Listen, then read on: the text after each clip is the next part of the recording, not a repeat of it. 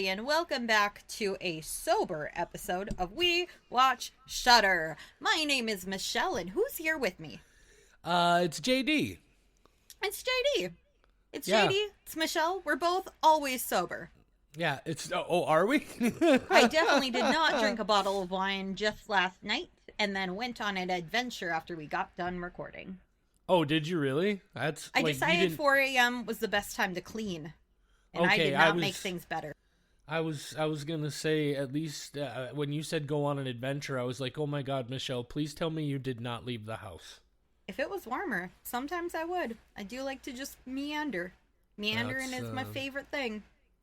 If you're curious what we're talking about, depending on when you're listening to this, listen to the episode immediately prior to this one. Or it's, don't. 339, the Michelle in Review, January 2026. It's a good episode, Michelle. You were clearly in your cups, but you weren't so, like, you weren't drunk out of it, right? Like, you were still, I still very got my much... thoughts out. Yeah, you were still very coherent, but Lord, were you having a good time. Yeah, I thought I was hilarious, which I always think I'm hilarious. It was a good episode. It's long, but it was a good episode. Yeah, that's how it goes. Well, okay, bye. Yeah, have a good one, everybody. That's it for today. No, we're here to talk about one thing in particular, JD. What are we here to talk about? Trauma dumping? Wow, we actually were thinking the same thing. Yeah, I called it. Do you have to trauma dump? No, the only thing really that's going on today is, first of all, and it's always the case, but door dashing on Sunday in Fargo sucks, so I didn't do a lot today. But I did, while I was door dashing, accidentally rip open the heat blister on my thumb from when I picked up the fucking 400-degree lid on the pan the other day, and it drained out, and it got hooked on a staple on a bag that I was carrying for the DoorDash. And it definitely was not ready to pop, and it was still very fluid, and it... So now I got to put a bandage on it and keep that covered up until it heals up nicely. But other than that, awful. I mean, it wasn't terrible. It was just, it was kind of goopy. Not even really goopy, just wet. It's a very squelchy. No, it's it's a very runny, very. I imagine you've had burns. I know before. what a blister is. Yeah, but I'd be really scared if I had a blister and it was squelchy. I'd be like, this is clearly infected, and I need to go to the ER. Yeah, I was going to say we might need to see a doctor. The only other thing is not even a trauma dump, actually. While I was outdoor dashing, I had to stop and do a red card shop. That's where you go into the store and you actually go and shop for a variety of items, and then you pay for them with this card that they give you instead of just going to pick up food. Anyway... and so I went into the pet store to get some dog food for somebody. And anytime I'm in the pet store, I always go by the rodent section because I'm an idiot. And so I went by the rodent section, and they had two very young rat boys, just two of them left in the cage, all snuggled up together.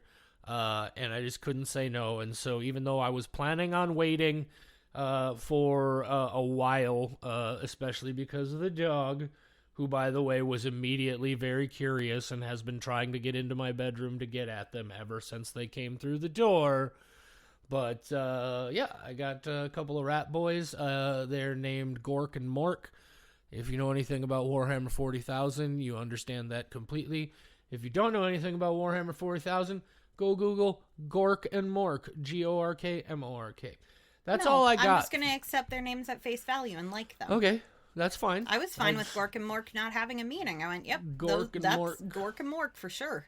Yeah, it's Gork and Mork. So they're, the folks at the pet store didn't know how specifically old they were, but judging by their size, I'm going to say they're right around maybe 3-4 months. So still pretty young.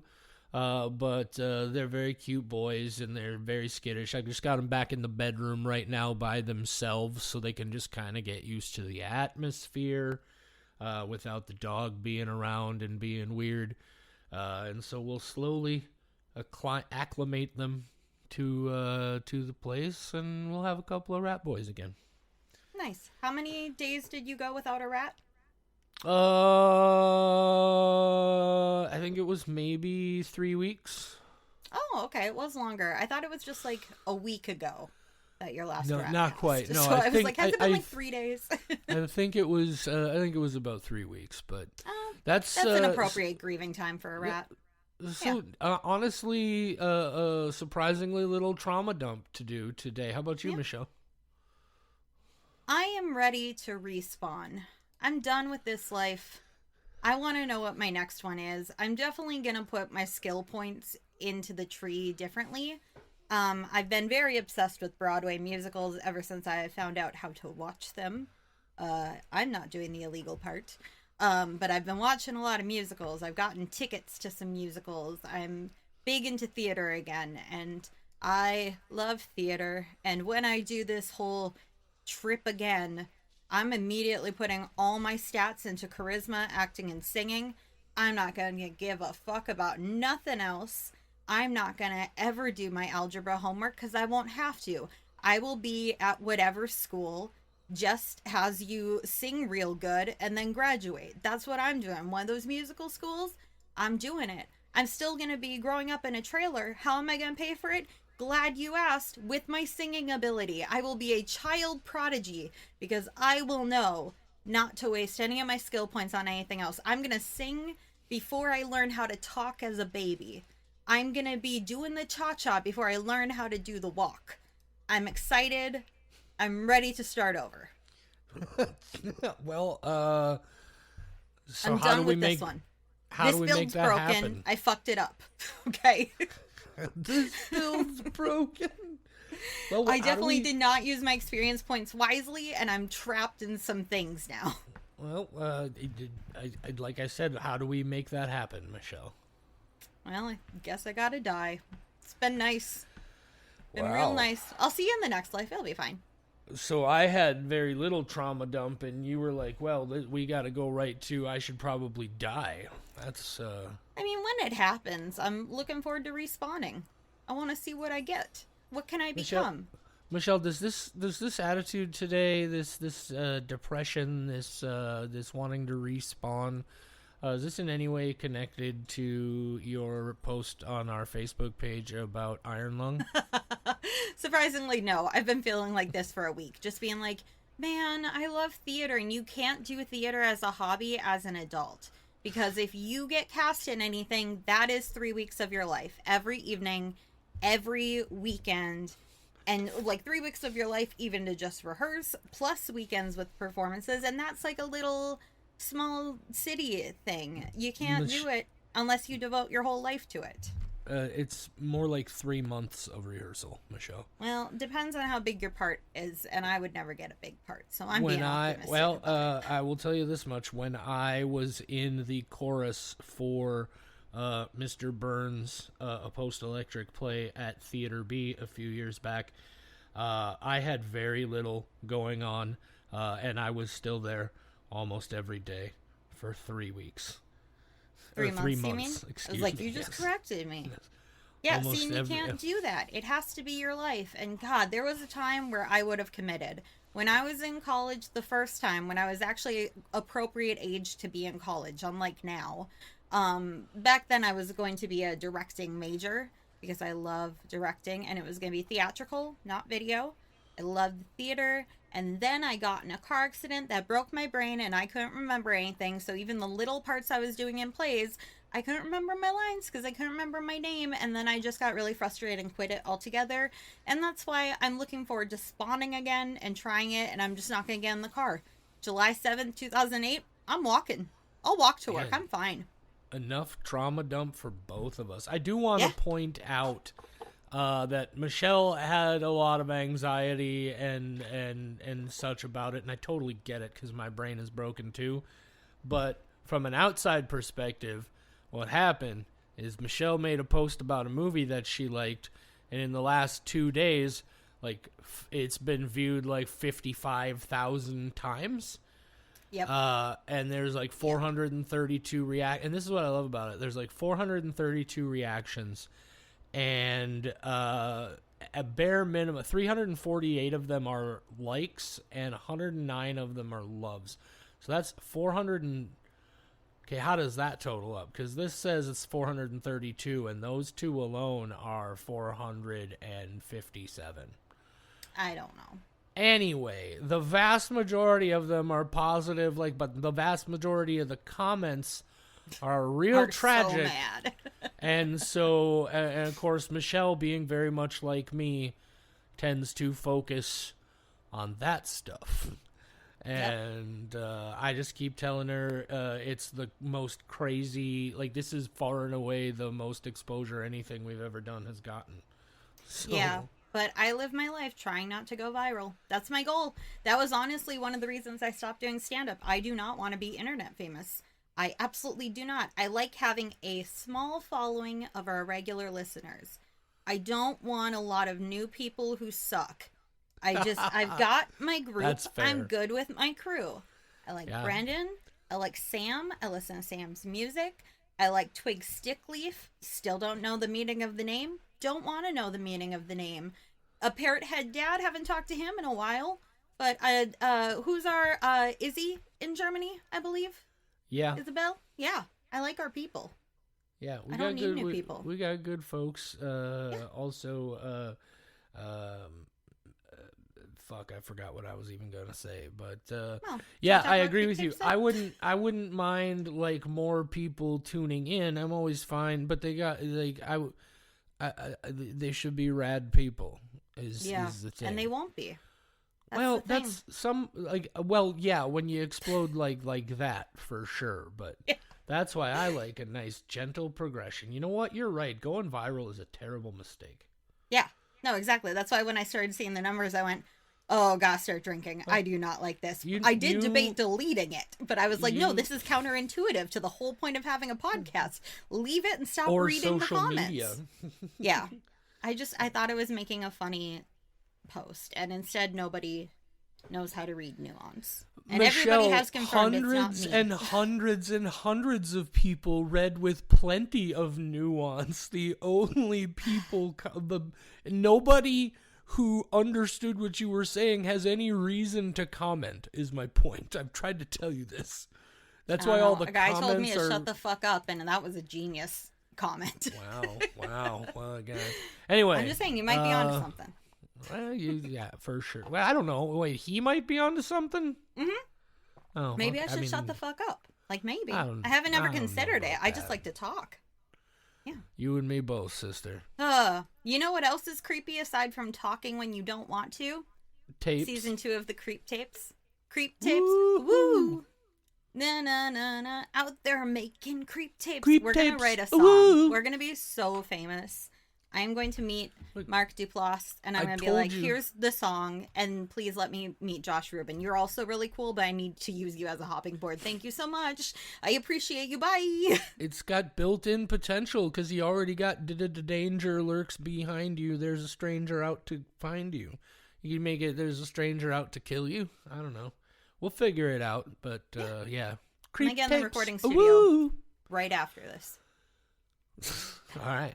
Some of you who've been listening for a while may recall that we did an episode a while back where we talked about both feature films, Creep and Creep 2, and then the entire first season of the Creep Tapes, and we said, well, shit, we might as well follow up on that with Creep Tapes Season 2. And so here we are, once again, just like Season 1, 6 episodes running about 22 minutes each, like it would have been a half-hour TV show. So real quick and easy to get through, just a couple hours. And yeah, if this is your first time tuning in, thanks for checking it out. Michelle, what did you know about the Creep Tapes Season 2 going in? Well, as someone who has seen Creep 1 from 2014, Creep 2 from 2017, Creep Tapes Season 1, and recorded an episode December 14th, 2024 about it, I would say I know a gosh darn lot about it, JD. I even gave Creep 2 a 5 and put it on my list of sequels that are better than the first movie. I don't remember what I gave Creep 2, but I do remember I can tell you it's a 4. I'm It's looking a 4. at it. Yeah, I do know that of those 2 films and all of season 1, that Creep 2 was far and away my favorite thing. Creep 2. Woo! It's entirely, as I recall, like Mark Duplass and that actress whose name unfortunately I don't recall, but those 2 playing off each other. Man, that fucking movie was. I was honestly surprised by how much I really liked that. I was not surprised. Nothing surprises me. I plan for everything. I have a protocol for everything that might come up. And then we watched, like I said, the first season of the Creep Tapes, and it wasn't until we got into the first season of the Creep Tapes where it suddenly dawned on me, something that Michelle apparently had been aware of or hip to or whatever since the jump, is that this is supposed to be comedy. Mm-hmm. All right. Yeah, it's very funny. And the fact that you didn't catch it, I'm still questioning the autism diagnosis and them telling you no, because that should just be a thing of having you watch an episode of the Creep Tapes and seeing if you think it's funny.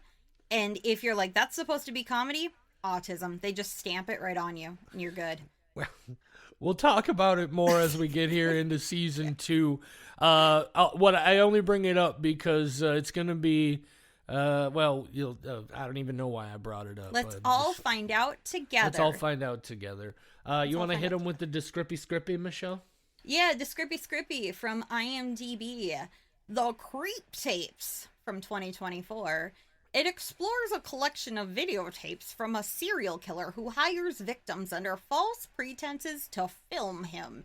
Each episode features a new victim. The Creep Tapes. My standing desk is in standing desk mode, and I've realized that I've never recorded an episode standing before. So I think everybody can sense how tall I am right now and how much more mighty I am at my full 5'3". And I just want anybody out there who's afraid, because they're like, wow, she sounds really buff and scary right now. It's just because I'm standing up, and you've never heard me like this, and I know it's new and scary, but it's not as new and scary as this guy showing up with a video camera and hiring you under false pretenses. I hate false pretenses. If you're gonna be pretentious, I want it to be fucking legit. Yeah, if you got a pretense, I want it to be a true pretense. Absolutely. None of this synthetic bullshit. Don't be fucking around here. Let's do it for real. Yeah, let's do it live. Okay, look, bye. obviously, if we're on is Creep Tapes season 2, it's season 2 of a series spun off from a 2-movie franchise. You guys know what you're getting into at this point. So, Michelle, then as somebody who is in general a fan of the Creep franchise, how did you feel overall about Creep Tapes season 2? Spoiler-free thoughts.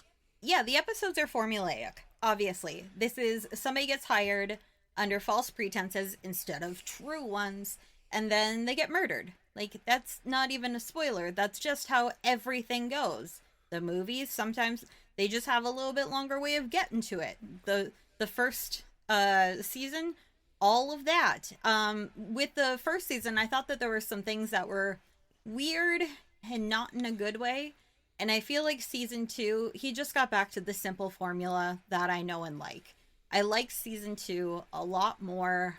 Each episode was very entertaining. I know there's one that I would probably say is bottom of my list, but it's not even by much. But I was kind of checking out like how do other people feel and kind of in line with a lot of their thoughts about which one of these was the weakest. But overall, great series. I am happy he's doing this. I hope he keeps doing a lot more of it, especially now that we live in a time where it's very hard to keep people's attention.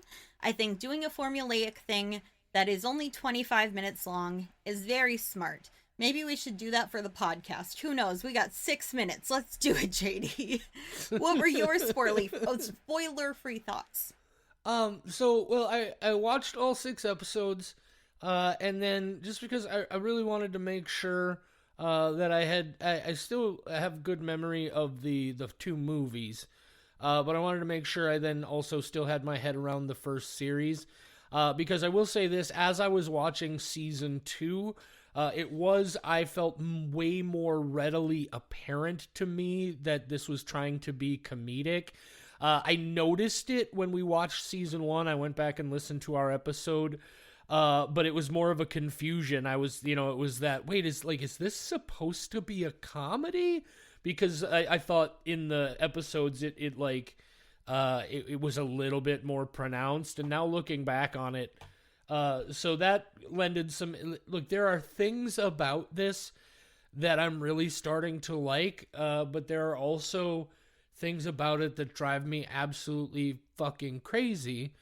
And a lot of it is that formula that you talk about, and the formula that works so well. That's the what repetitive nature of whether or not the formula works well is a matter of opinion, Michelle. Yeah, that's why I'm saying it's funny that I'm like, I love the formula, and you're like, the one thing that doesn't work for me is the formula.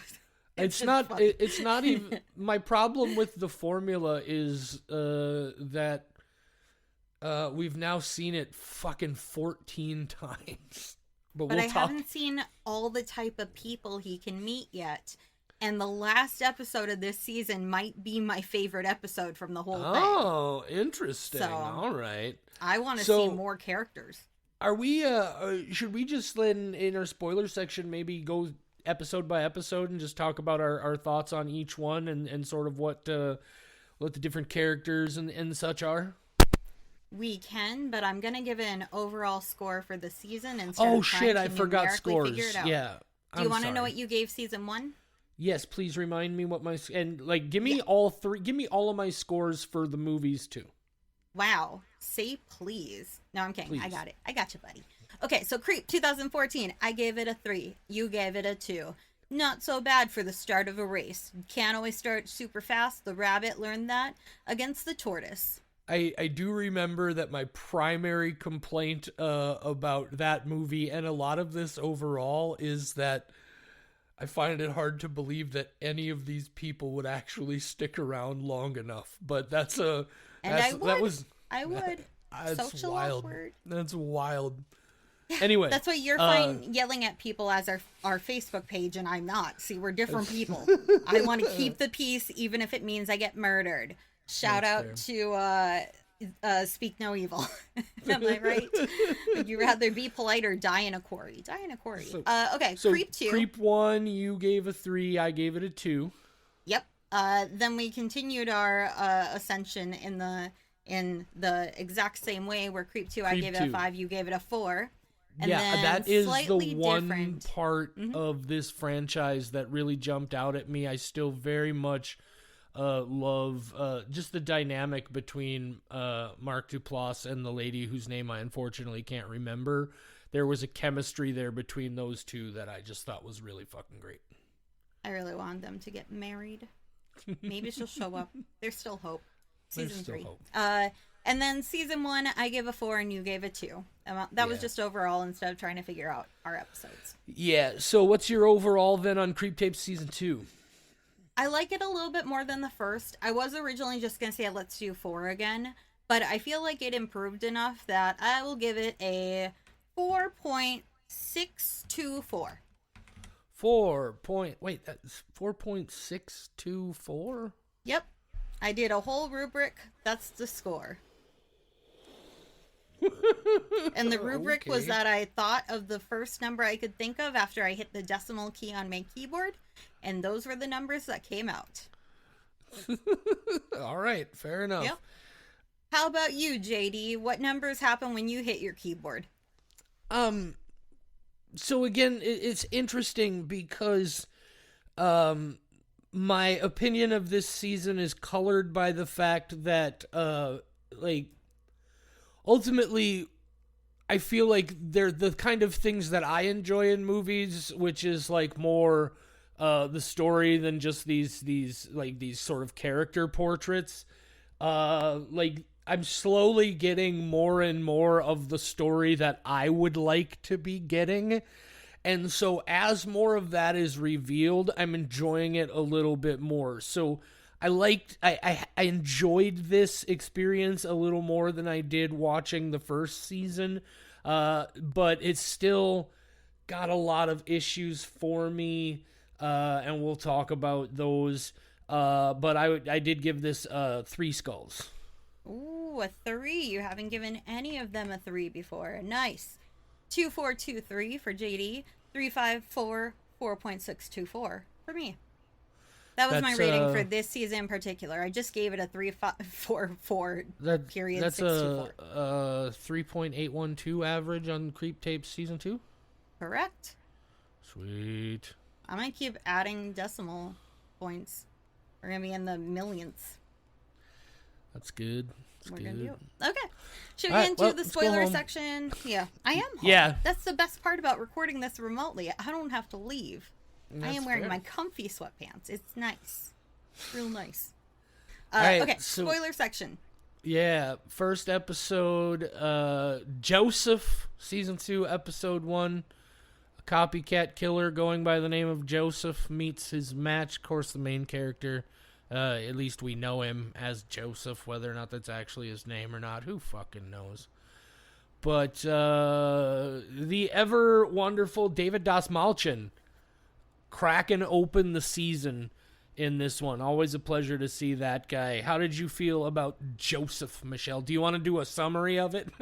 Yeah, David Dastmalchian shows up and he kills a man, and you're like, whoa, that's not Mark Duplass, that's David Dastmalchian. I know that man from various things, mostly that he seems like a delightful, wholesome human being, and I adore every time I see him. So I'm like, oh man, it's gonna suck if he gets murdered. Oh man, you guys, it sucked.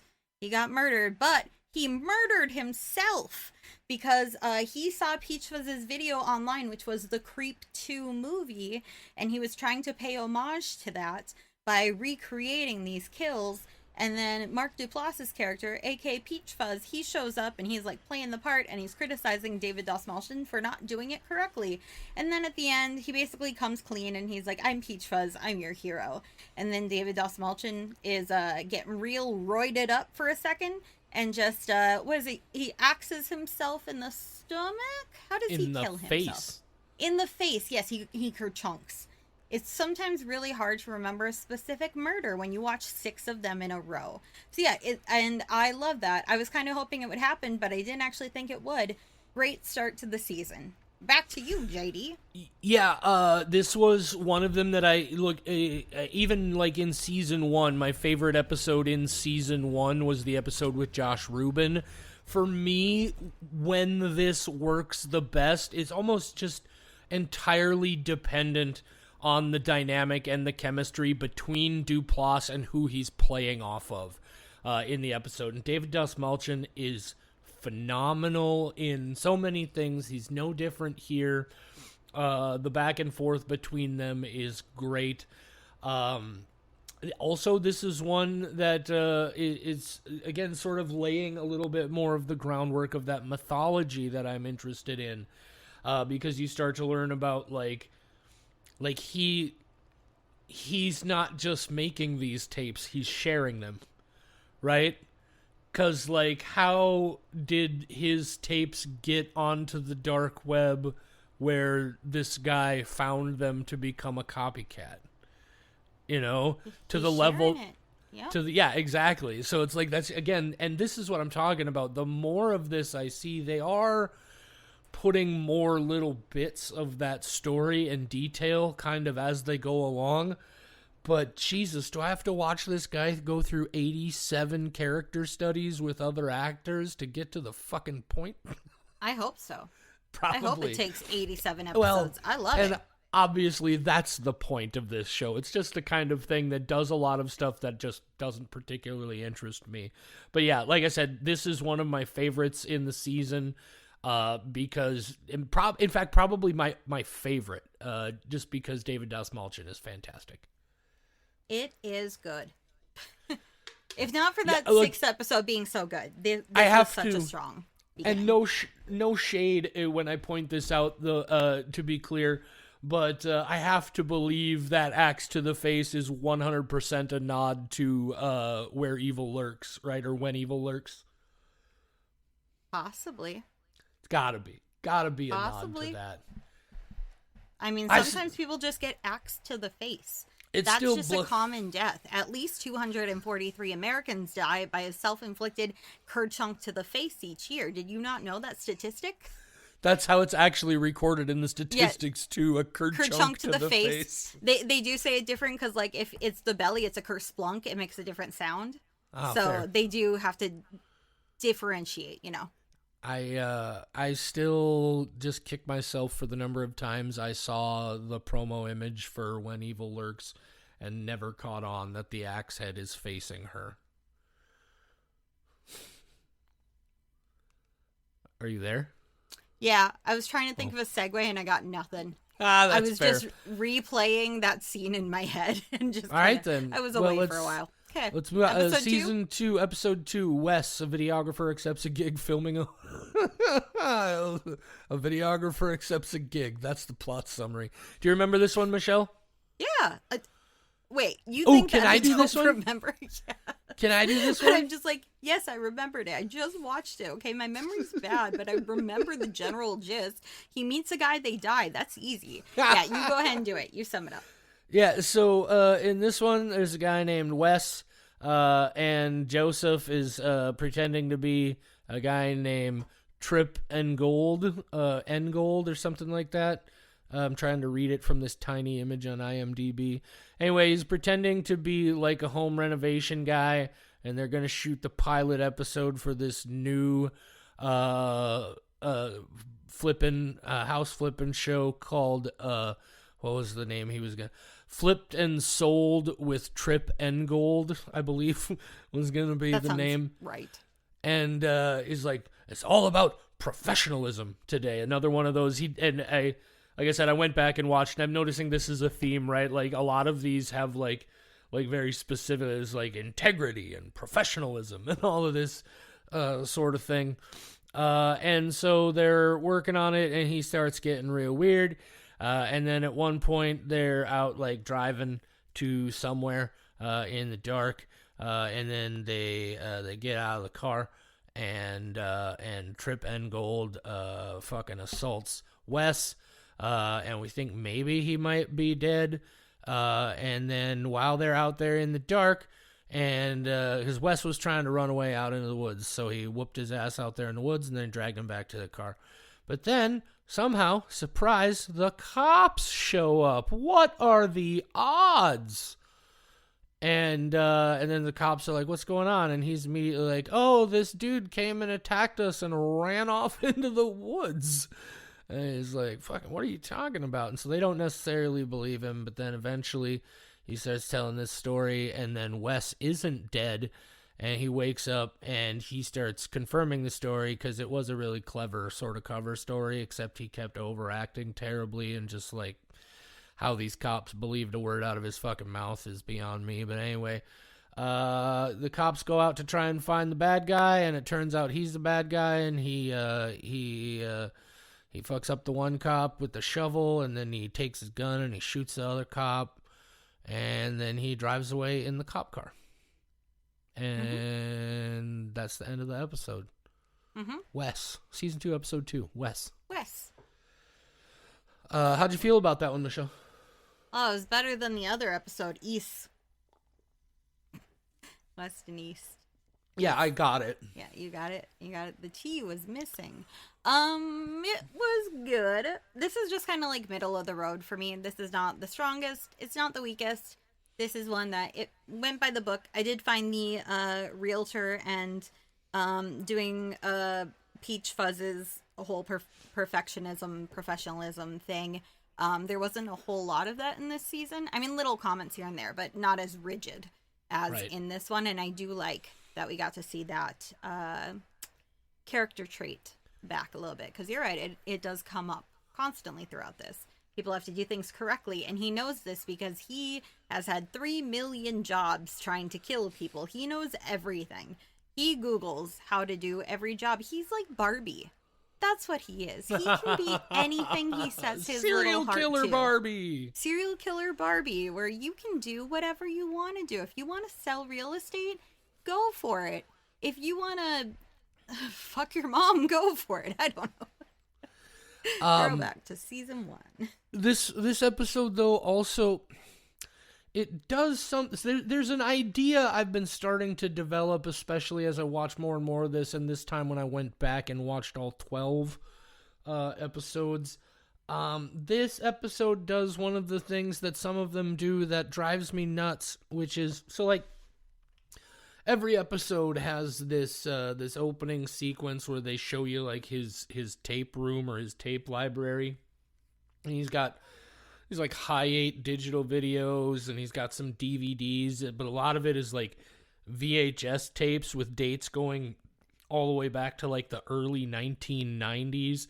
And then there's like a couple of cans of what looks like 8mm or maybe 16mm film on one shelf. So the implication is he's been doing this for a long fucking time, right? Like 35, 40 years, which is interesting because he doesn't seem like he's maybe he started killing people when he was like 12, 13 years old, shooting video of it. I guess maybe. Ambitious. Yeah. I don't know. I'm going to start singing as an infant. I could see him serial killing at 12. Easy. He put skill points in the right spot. The thing that it does for me is he drives off with that cop car at the end of the episode. How am I supposed to believe that this dude fucking killed 2 cops and stole a cop car and is still just like out there living the dream? You know what I mean?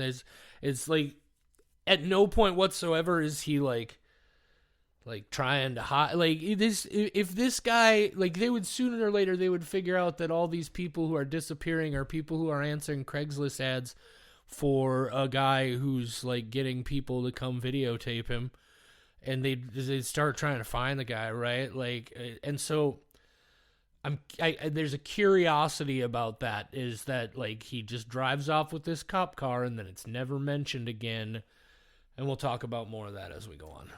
You know, I've thought that same thing. How is he getting away with all of this? And I came up with a very easy explanation. Aside from he moves a lot, he doesn't do this in the same area, and it's hard to get different districts to work together. I know this because I've seen so many serial killer documentaries, because again, middle-aged woman, it's what I do. So there's that, but also white man. They found out at some point he was a white man, and they went, "Oh, sorry, sir, we'll let you go on murdering. We've got other people to catch." Okay, as you were. That's fair. That's fair. I was going to immediately say, Michelle, the thing about that is if he is committing these murders in multiple locations, that's immediately going to become an FBI jurisdiction thing. Now let's ignore the current. If they know they're connected, he's killing them in different ways. Yeah, but again, Michelle, the obvious connection is all of these people are. You think they're not going to investigate what these people were doing when they disappeared? They're going to be like, this was a one-time incident of this man kerchunking himself in the face. Add it to the statistics. So that's the one guy. Okay, fine. That guy we're not going to talk about. But every other one of these people, somebody who responded to an ad, and those ads are the same thing. Somebody looking for somebody to do videography. They're going to figure that out, right? Actually, there's only 2 in this entire season that follow that format. Okay, the other 4 do not. Okay, 2 in this season, but how many more throughout Michelle, my point stands. It's ridiculous. I disagree with your point. Well, you're wrong. It's ridiculous to assume this guy would get away with this for 40-odd years with something that's such an incredible trademark and would then be so easy to track. I can't believe I would ever say this. If you had asked me a year ago, I would be like, absolutely never. But JD, you have a lot more faith in the cops than I do. No, Michelle, I don't. What I'm saying is this guy is not doing a fucking thing to cover his tracks at all. White man in America, he's fine. You know it's absurd. They showed up to those 2 cops and they're like, "Whoa, this is crazy. These cops were in love with each other, and they couldn't stand not having each other, but they didn't want to break up their marriages, so they shot each other. That's crazy. Okay, mystery solved. Time to go home and fuck my wife." One of them wasn't shot. He was beaten to death with a shovel. Yeah, the other guy did that first. He was like, "I love you so much, I'm gonna beat you to death with the shovel," and then he shot himself and made it look like the dead guy did it. Shot Simultaneously, one got shot in the face and the other shoveled. shot himself through the windshield? Yes. I can't believe we've spent this much time on this. I can't believe how it isn't so obvious that cops are inept. Well, episode 3? I mean, if we have to. Yeah, we have to, because that's the Saw episode, bitches! God, I will say, if you asked me to rate these individually, it wouldn't be a 5 skulls, so I'm not as predictable as one might think. My love of Saw did not cloud my judgment of Creep Tape Season 2. The 4.624 was earned on its own merit, not just because I love seeing John Kramer and John Kramer wannabes putting people in weird situations where they got like cut a guy open and get a key. Anyway, that's what this was. It was Saw. It was the first Saw movie, essentially, with them waking up together. Peach Fuzz is one of the guys, of course. They each have GoPros on their head, and he's trying to like coax the other guy on getting out of this situation that they're in. He has to cut a guy open and dig through it. And things are going wrong because he didn't think this out, because John Kramer is a genius, you guys. He had so much finesse that none of these other guys have. You can't do what the master himself has done. But he tried, and he was like, holy shit, this is hard. So then the guy dies. How does he die in this one? I'm remembering everything leading up to the death. JD, how does he die? Doesn't it That's involve that part. like that electrical saw? I'm clicking into it right now I because know. it's going to drive me I nuts. remember. Oh, I forgot Prime has ads. God damn it. I remember that he was trying to find a key in his shoe, and then something happened to him. Here's why I don't remember the details on this one. Is I did not like this episode at all. It's my least favorite episode of the entire season. How dare you? Okay, so this is where, like, these episodes, again, it was, and I imagine because of the insight that you provided the last time around, but also, like, this is where, like, these episodes, it really rang home to me a little bit stronger, that they're going for a comedy bent, and I just didn't think this was funny. And I feel like a lot of that is why, I didn't catch on, frankly, to a lot of the comedy previously, is like, because even when I went back and watched the first season, I saw it more than I even saw it the first time. And I think the thing of it is I just never found it funny. So, maybe that's why I didn't even consider that it was comedy. But no, I didn't like this idea of a parody of another movie killer. But it is another thing that plays into my theory about this. So in that sense, there is some value to it. And we'll talk more about that. I'll give a big summary about what my thoughts are on this whole thing when we get to the end. I like that we had a second movie parody in this season, because the first episode was a movie parody of Creep 2. Are they all movie parodies? Are they just movies I haven't seen yet? Is it all a callback? What's his plan? Is there something in the actor's name being Mark Duplass and this being a Mark who wakes up someplace? Was he envisioning himself in a trap? Was this a realization of something he's going through in his real life? He feels trapped and like he can't find the key to escape what's going on in his life. All very interesting and definitely deep thoughts here. How was episode 1 a copycat of Creep 2? Do you not catch Creep 2 is the woman showing up, and that's the episode that Peach Fuzz uploaded online that David Dastmalchian watched to try to be a copycat. It was of Creep 2. That's why when he was sitting there, he was like, that's not the right line. Aren't you supposed to be in the bath at this point? It's because he did this in Creep 2, and David Dastmalchian is trying to be a copycat killer. No, I didn't catch that part at all. I probably should have went back and watched the the movies as well. If I was gonna just go back and watch the episodes, no, I didn't catch that. Yeah, it's very like beat for beat. He's trying to do the dialogue, and that's where a lot of the comedy comes from. Is Mark's trying to be like, "Oh my god, you're doing it wrong," and he's getting so frustrated. But doesn't he do the bathtub bit in both the first and second movies?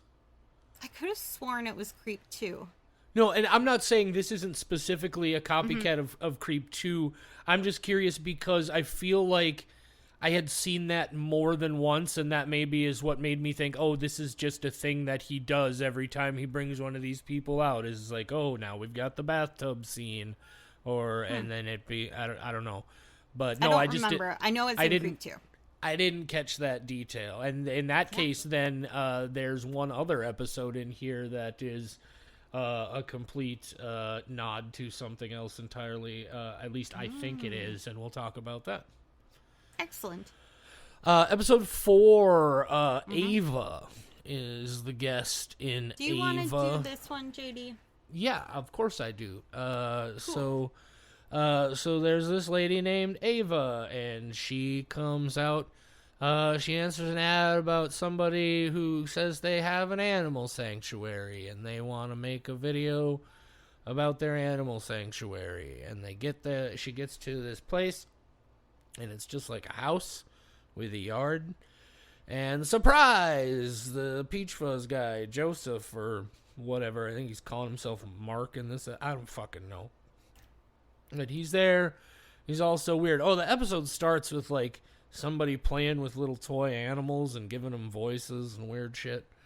But anyway, this lady shows up, and he's, like, being super strange.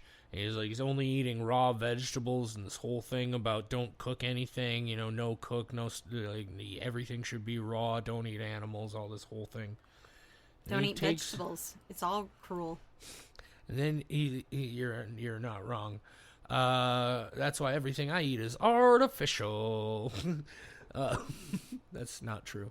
But so he goes to show her the animal sanctuary, and it turns out the animal sanctuary is these little toy animals.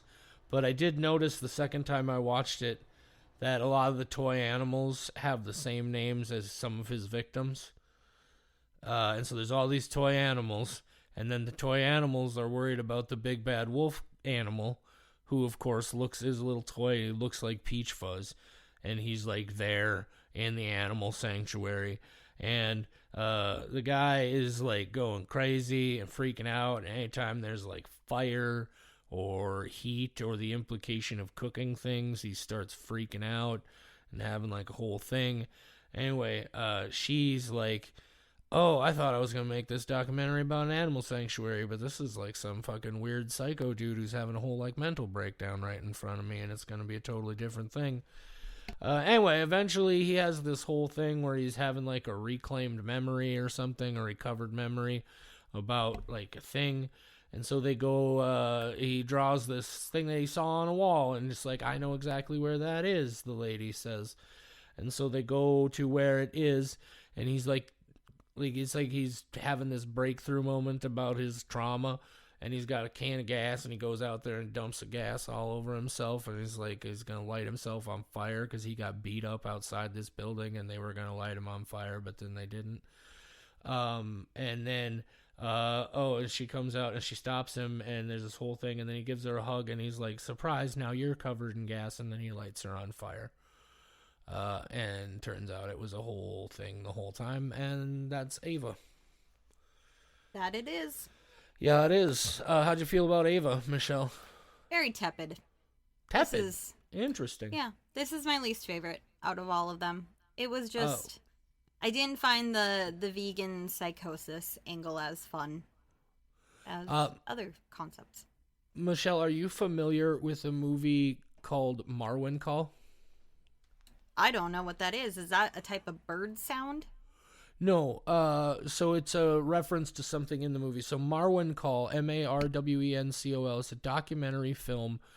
It starts out as this documentary about this guy who's got he makes all these little dioramas and stuff with toys and little army men and stuff in his yard. And he's got like a whole town and all these characters and all these stories that he's built up.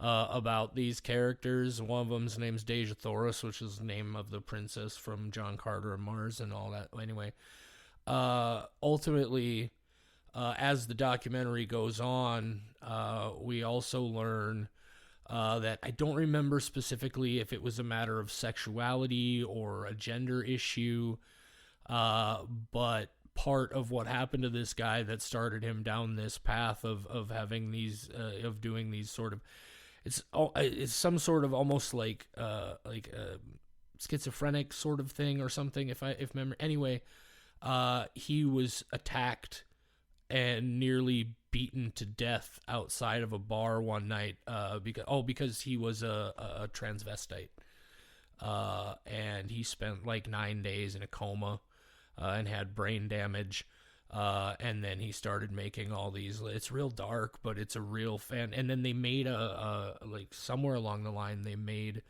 like an actual movie about it. Oh yeah, it was a Robert Zemeckis movie in 2013 called Welcome to Marwen, starring Steve Carell. I was just looking at that. Yeah, but yeah, so it's a real dark thing. I didn't mean to bring it down, but you should see that documentary, by the way, Marwen Call, if you haven't seen it. Oh, I've already added it. I've never heard of this. I'm excited. I watched it just completely by accident on Netflix one night forever ago. And it's heavy, but it's so fucking good. I'm hoping it'll be a little bit like The Remarkable Life of Evelyn. Did you ever see that one? I don't think so, no. A guy who has a disorder that basically paralyzes him completely spends all his time in World of Warcraft because then he can go on all these adventures and stuff. So again, a way to cope with a hobby. My dad had that experience when he had his amputation and had trouble. They were never able to figure out getting him a prosthetic, and he spent the last many years of his life in a wheelchair. He got really caught up in online stuff, just as a way to, and it's a cope, right? It's like to give your mind something to do. Yeah. That's why I like it, because my mind does too much stuff otherwise. If you guys are listening out there, I strongly recommend that documentary, Marwen Call, Marwencol. But anyway, all that to say, this episode, I feel like this is clearly a nod to that movie. And I think once you see the movie, you will understand why I say that. Because the same thing happens here, right? He's making these little weird dioramas, and then they go to this place where he starts talking about this thing that happened to him, and it's sort of like this revelation. But there's another thing in this episode that kind of, it drives me nuts, but again, it also plays into my idea here. So he soaks himself in gasoline, right? He's got this jug of gasoline, it's at least a gallon or two, and he soaks himself in gasoline. And then Ava comes over and gives him a hug. And the whole idea is now Ava has gasoline all over her. And he has her matches. And so he lights a match and he throws it at her. And she lights on fire. Here's the thing. He is still soaked in gasoline. Mm-hmm. And gasoline emits a vapor around it. And he is standing right on top of her while she's on fire, and nothing happens to him. He does not also light on fire. Let's keep that in mind. Okay. Will there be a conclusion to the theory at the end? Yeah. Okay. This is all playing into, just keep that in mind. Okay. Interesting. On to the episode about Nick. Oh, I did want to say, this is, for me, I definitely liked this episode more than you did, probably because of my awareness of Marwen Call. Oh, yeah, that 100%, because I don't know that movie. You're going to love it, Michelle. You might cry. It's fucking heavy. Listen, I love crying to documentaries. Oh, my God. Dear Zachary, I watched that for fun. Let me just sob for 15 minutes. Let me feel something.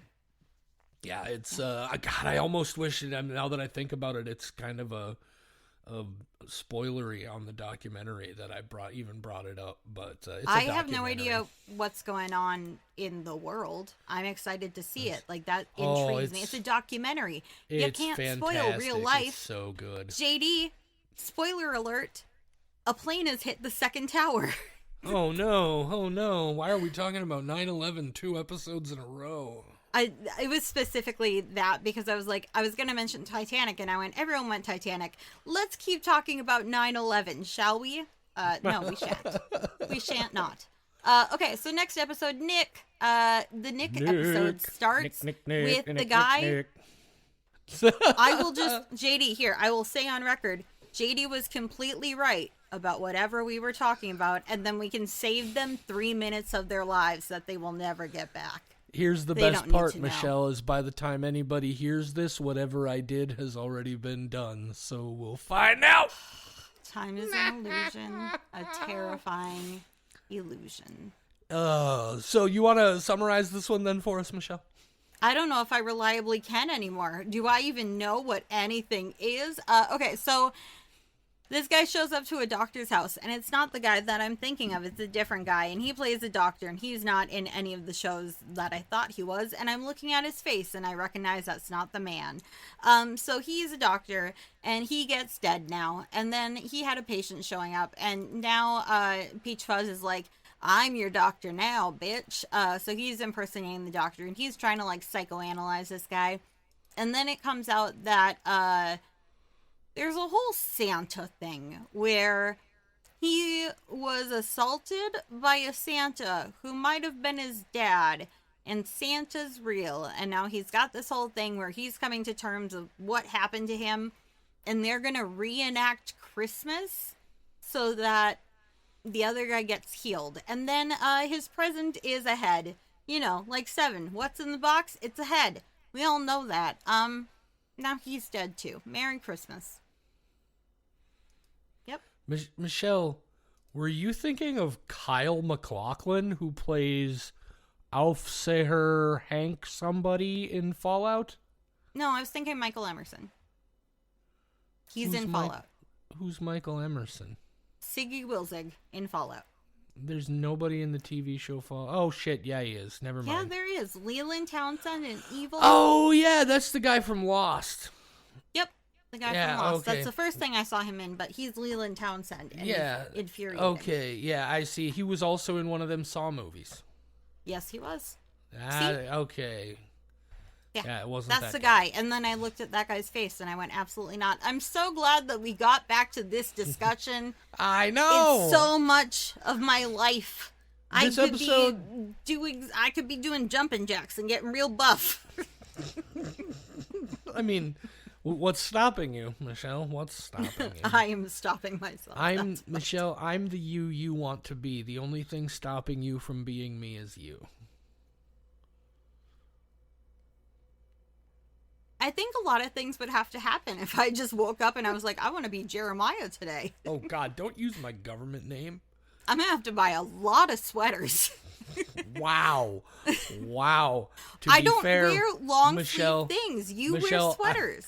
I have 2 sweaters and I wear them all the time. Okay, you rotate.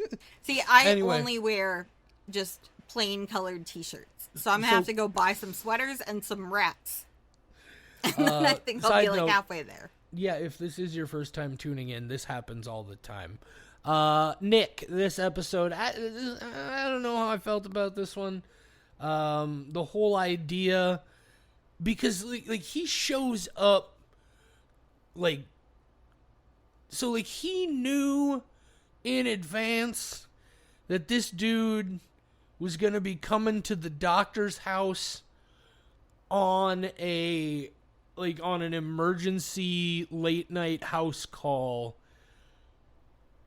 to the extent that he was able to track down the dude's dad, kill him, cut off his head, and put it in a box in this house, and then bring it out. How did he get it in the house? I guess maybe he brought it into the house while the dude was blacked out, but how did he know far enough in advance to be able to prepare this dude's dad's corpse on what was an emergency house call visit that wasn't even supposed to happen until that day? Easy answer, JD. He's always one step ahead. Shut it the fuck down. We're done here. Episode 6? Onward. You get right the fuck out of this podcast, Michelle. Oh no, I'm one step away from being JD. I've become a step further away. Oh god. So anyway, that's another thing, Michelle. Just keep that in mind as we go along. Okay. I don't have a lot to say about this one. It's convoluted. Yeah, it could have been better if he just showed up as the psych patient. It was very middle of the road for sure. Middle of the road. All right then. But it's Christmassy, and I appreciate that. Okay, last episode. Episode 6, Angela. Yep. So those of you who watched season 1, episode 6, know that there was a little bit of a familial tie-in with that one. And this one, perhaps, also, I don't want to say too much about that one if you haven't seen it. Fuck, if you're this far and you haven't seen season 2, then, anyway. He's out killing, because that's what he does. He kills. And he gets a phone call. And it's, if memory serves, I think it's the same voice from way back in the first movie. Because he would get that phone call from somebody. Was it his wife? Was it his sister? Whatever. Anyway, he gets a phone call, and this lady's like, you need to come see me. And he's like, I don't want to come see you. And she's like, yeah, but I don't give a shit. If you don't come see me, I'm going to call the cops and tell them what you're doing. And he's like not super mad. He's more just like, God damn it. Why would you do that to me? That's so rude. But he finishes up what he's doing, and he gets in the car, and he goes to see this person. And it turns out it's this drunk lady called Angela, which, by the way, Michelle watched this episode while she was wine buzz drunk Michelle, and the timing was perfect. She sent me a message. She was like, I feel like this episode is attacking me. I love Angela. But she's drunk. She's drinking fucking strawberry daiquiris straight out of the goddamn blender, and also looks this so delicious. Gigantic fucking daiquiri glass. She's just getting smashed. Yeah. She's trying to get him to drink. He doesn't want to drink. She's trying to seduce him. He also does not want to fuck. Is she his sister? Is she his wife? Who knows? She starts talking about how that lady who was supposedly his mom wasn't even actually his mom. It's just the latest old lady that he tricked into believing that she was his mom. And then it's like, he had a brother or something, and then we got married in the backyard, and it was a whole thing, this whole idea of like this might be some kind of like whole clan of people that are somehow all involved in like family killing, maybe like fucking Texas Chainsaw Massacre style. Anyway, she's really trying. She wants to fuck him, and he doesn't want to fuck. And then they're naked in the swimming pool, and then she's like, you gotta run around the swimming pool naked and say this thing or whatever. And so he does it. Then she brings out this videotape that was apparently a videotape about a movie that they made when they were much younger, that was about like incest and death. And they're like, let's recreate this movie. Then they're in like this weird cave place that I'm not even quite sure where it was, and they're making this weird sort of like porno sort of odd movie, but like as soon as she touches him, he fucking nuts, and then he's just like, ugh, like real premature ejaculation, and it's like a whole thing, and then it happens again, and then this actual handyman shows up. And she's like, I'm gonna fuck him, and he's like, the fuck you are, and he kills the handyman, and she was like, I knew you loved me, and then he fucks her up too, and then while she's dying, she grabs his hand and puts it on her tit to make him come again, and then that's the end. Did you mention that she tasered herself or stun gunned herself? Oh shit! No, that's what happened to her. No, I mentioned she died, but yeah, that's what has. She fucking put a. She Stun had gun like to her one of head. those, like a dog collar, like an electric keep them near the house, and she just fucking zapped herself, like fucking just fried her own neck head. Mm-hmm. That's a thing that people have, right? A neck head. I sometimes get neck head before I get in the shower. That sounds incredibly sexual. Oh, no, it's just naked neck head. Oh, I was like, neck head sounds like, I don't know, fucking deep throating. Just, maybe. Who knows? You don't know what I do in my off time. Getting that neck. Oh, God. No. That's the thing I people hate it. say. That's the thing people say, and I hate that. Yeah, no. Yeah, That's never an say awful that way to, again. No, no. Here's what I'll say. I don't like that, but I do like this episode. And here's the thing. I loved this episode. I loved Angela. All of their weirdness was great. I love it even more because that's Mark Duplass's real life wife. And I imagine they had so much fun. So now it makes me love it even more. Just like, I don't know. I think that's partially like the chemistry worked so well. And then I went to see if she'd been in other stuff. And then I went, oh, that's why the chemistry worked so well. You guys have been together 20 years. That's cute. Yeah. Yeah. This is another one that I enjoy, and it's again a perfect example of this. Like I said, the stuff about this that I tend to like the most is just when there's that chemistry, right? That there's a level, which is not to say that none of these other people are not good actors. It's just there are a couple of these where the chemistry is just sort of transcendent. Compared to the others, and this was definitely one of them. I did not know that was his real life wife, but that makes perfect sense to hear it. But yeah, I also kind of like this one because it does seem to be building a little bit more on this mythology of like it's not just him, he's like from this fucked up family where they might be not real family at all, or maybe they are, and so it's like they're very just slowly like trickling in these little things, and it frustrates the fuck out of me that it's not happening faster, and that I have to sit through it's just, oh, this guy talking to somebody and then killing him, and then it's a different person and he's talking to him and now he's killing him, and it's just, I'm not big on character study type stuff, and that's clearly what this is. This is an actor's show, right? The whole thing about this is Duplass getting a chance to explore this character from all sorts of different angles. And I got nothing wrong with that. It's not really my vibe. I love character studies. I love them.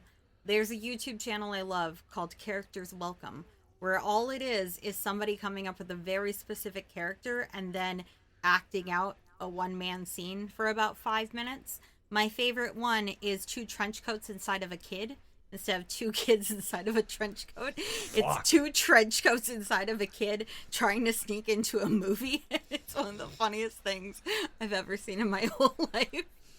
I love character studies. I like this guy where he's kind of the same guy every time, but he's kind of a different guy every time. He and the other guys, they all got something in common, and it's murder.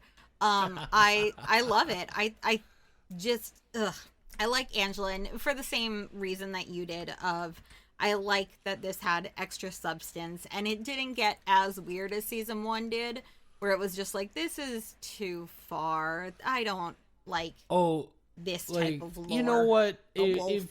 If people are this far in, I feel like spoilers for season 1 is not going to be a big deal. No, I figured that was on the table ages ago.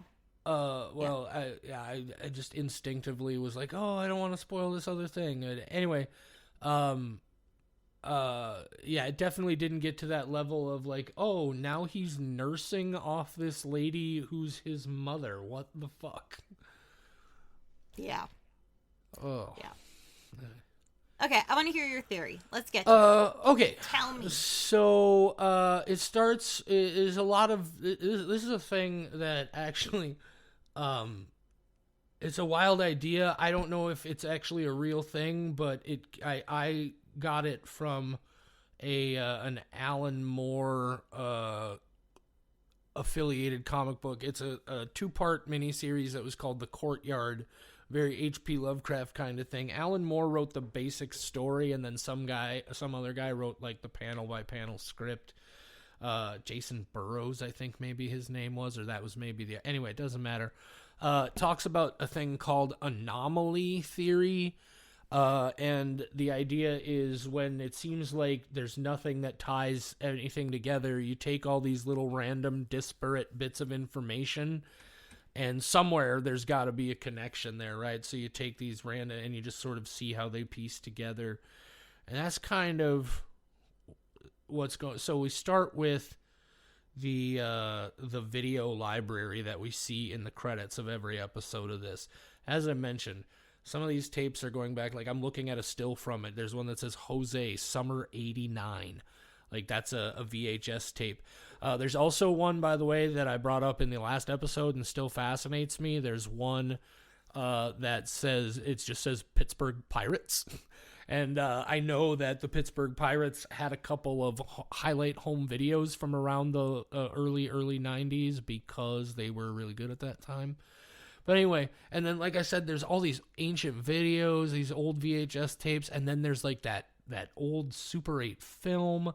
Just this idea that this has been going on for, like, look, if we look at 89, we assume this is 2025. You're talking about 36 years this has been going on, right? Possibly even more. And then we go back to like in season 1, there's the episode where he books the guy. There's the guy who's like looking. He's a bird enthusiast, and he's looking for this specific bird. But the episode starts with him like just magically being in the place where this guy was gonna be, and he's pretending like he fell out of, like he was parachuting and his parachute didn't open or some shit. I didn't catch a lot of the details. Anyway, there's that. There's an episode that I had completely forgot about in season 1, where the first big chunk of the episode is him talking to somebody else in the Peach Fuzz mask. And then it's like this weird back and forth thing, and it's like clearly he's talking to himself, but why are we seeing the other incarnation of himself on the video? Like, why isn't he just sitting there, like, talking to the mask or talking to himself? Why do we see the embodiment of what is clearly his hallucination? And we get into this season, and you've got that whole thing where he just drives off in the cop car, and it just happens, and there's no follow-up on it. He is in that scene where he hugs her covered in gasoline, and she lights on fire, but he doesn't burn. There's the whole thing with the episode where he, like I said, he had to track down this dude's dad and kill him in advance, not knowing this was a emergency visit he set up. Anyway, Michelle, all of that to say, I think this is American Psycho stuff. None of this is actually happening. It's all in his head. I think Angela's not real. I think no. Let me elaborate. I feel like he came from some kind of fucked up family, and he has like some obviously fucked up traumas. I don't think he's actually stalking and killing anybody. Yeah, I could absolutely see that being the case, because he is always so like proud of himself and telling himself how great he is at things and how perfection is number one. I could absolutely see it being like him praising himself and not succeeding. That's now obviously I could be totally off base here, but that's the impression I've slowly picked up on. as we've moved through this series is I'm starting to feel like I think the stuff with his family, like that episode where he goes back to visit the woman who may or may not have been his mom. And I don't know how the bridge is going to be there or even if there is one. But there are times where I just feel like there are too many little things like that. And I don't know, maybe I'm just thinking about it too hard. Maybe it is, we're just doing character studies and we're not putting that much focus on those kind of details. But, I may be finding things specifically because I'm looking for things. But no, that's my theory. I don't think any of it's actually happening.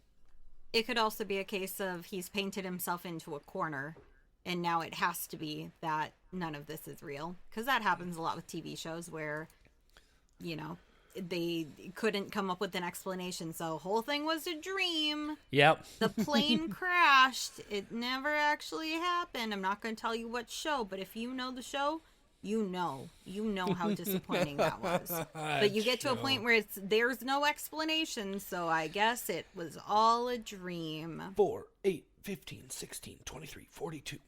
4, 8, 15, I used to have 16, that 23, memorized. 42. I don't anymore. I'll be on my deathbed riddled with dementia, and I'll still be able to say 4, 8, 15, 16, 23, 42. I'll also be able to say, fuck, maybe I can't. 0073735963. That's the code to go directly to Mike Tyson in the 1980s Nintendo game Mike Tyson's Punch-Out! 47193, my locker combination in 7th grade. Nice. Yep. It was my email address for a while. So yeah, that's my thoughts on what's going on in the creep tapes. Do you have any big theories, Michelle, or are you just along for the ride? I'm just along for the ride. I will be looking at it in the possibility. Oh, it's also possible he killed some people. Creep and Creep 2.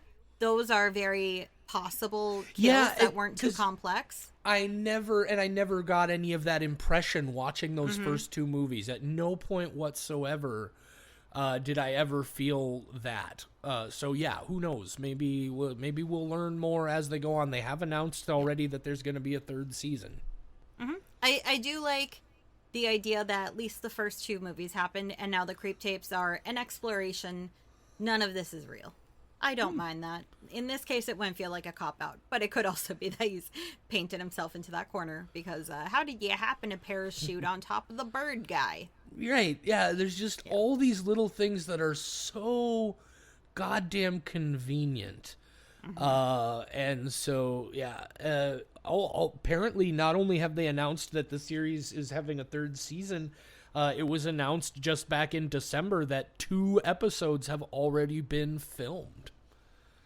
It makes sense. This is a thing that you could do as like a 24-hour film festival. Oh, yeah, like because each episode is just him and one other person. Yeah. And they're the camera crews as well. Yeah, this is so easy to do. Like, and he's improvising with his wife for a full episode. Yeah. He probably knows David Dastmalchian, and they were just improvising for 90% of it. They also based it on a previous movie, so they knew how the structure was going to go. Yeah. Yeah. I like them. I like them. I'm excited for another season. I'm glad it already got approved.